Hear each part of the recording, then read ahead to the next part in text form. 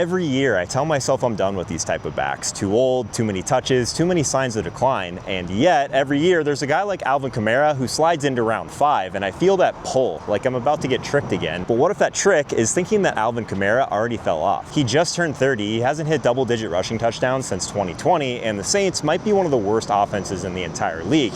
But last year, they gave him 296 touches, a career high. But what I can't stop thinking about is they flirted with Ashton Genty, they kicked the tires on moving on from Kamara completely. But then they extended him and they're still calling him premier to beat writers. And now there's really no competition behind him. He only cleared 70 yards in one game without Derek Carr last year, and he still finished RB5 in points per game. How is that even possible? Because there were games where he caught 5 passes and still didn't even clear 30 yards. But you still had to start him even though the offense was completely unwatchable. Kamara was the one guy that you had to use, but you actually could never watch the games. But that's what's messing with me. You're not drafting him for upside. That's probably what scares me the most. I'm sitting here convincing myself that Kamara still makes sense. I keep telling myself that I'm drafting Kamara for the floor. For those 5 catches, the dump offs when the Saints fall behind, then that should be enough. But then I see it again. 317 opportunities last year, the most of his career. That's not a phase-out plan. That's definitely not load management. That's a team saying that we have no one else. So maybe that's the point, because even when they tried to get younger, they didn't. And even when they met with Genty,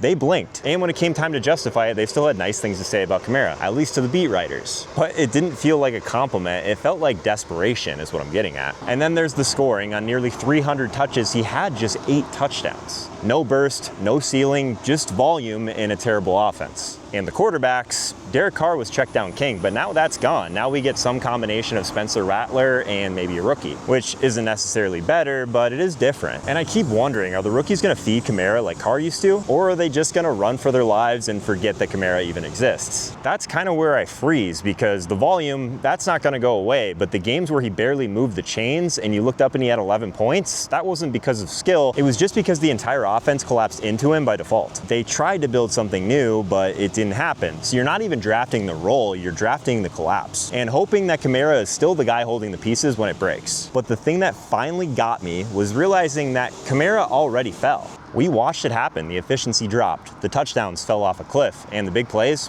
completely gone. He looked like a version we've been afraid of seeing for years. And yet, he led all running backs in receptions, finished top 6 in total yards per game, caught almost 5 balls a game. That wasn't a comeback, that wasn't a breakout, that was after the decline, and it still worked. But here's what really hit me. The price never moved. Not after the fall, not after the survival, not after 1,400 yards on a broken team. We saw the cliff, and we're still fading him like it hasn't happened yet. Round 5, like he's some sort of ticking time bomb, but he's already exploded and he's still scoring 10 points a game. That was the floor. It couldn't get any worse. So that's when it completely flipped for me. Kamara didn't prove he still had it. He proved how far he can fall and still matter in fantasy. That's not risky. That's super rare. Because if this is his floor and the volume is still there, what exactly are we waiting to see from a 5th rounder? So yeah, I'm done pretending. Kamara isn't just safe. He isn't just fine for round 5. He's actually one of the best running back values in all of fantasy, period. The floor's been tested. He doesn't look like a league winner, but he's one guy that survives when everything else goes wrong, and I'd rather draft that than chase a highlight reel that never shows up. I don't love it, but the more I fight it, the more I think I'm just scared to be wrong again about this guy. So I think we go the other way. By the way, if you want my full draft kit for free with rankings, sleepers, busts, cheat sheets, go to fantasyaccelerator.com or just hit the first link in the description. You'll get full access to my year-round fantasy system for free up until week 1. But I'm not promising that that deal is gonna stay up all summer, so you better jump on it. All right, we just hit the best running back pick after round 5. Now let me show you the one who could lose you your entire league. I keep trying to convince myself that he's still the guy, that the role's there, the touchdowns are there, but every time I look at his efficiency numbers, I catch myself asking the same question. What if this is what the fall looks like and we're just not calling it that yet? He finished as the RB6 in fantasy last year, but somehow I still don't trust it. He scored 16 touchdowns, and yet every time I look at his name, I hesitate. It's Kyren Williams, and it's because of the efficiency. It was completely brutal. 44th in explosive run rate, 47th in yards per touch, 52nd in yards created per touch. This wasn't a guy ripping off chunk plays. This was a guy who was surviving off of raw volume. And the Rams gave him that volume, nearly 85% of the backfield work, but history says that number is nearly impossible to repeat. Only a handful of backs over the last decade have come even close to holding that after a 300+ carry season. And most of them fell off hard the year after. The Rams continue to bring guys season through the draft. Now instead of Blake Corum, we have Jarquez Hunter. But even if Kyren's still the guy, this room is getting louder and more crowded. And it's not just the bodies, it's also the contract. He still hasn't signed one. I know McVay keeps saying that they're making progress. We've heard that line before. So I keep staring at that third round ADP, a player who dominated volume, scored a ton, and finished in the top 6. And I keep wondering, what happens if the volume dips?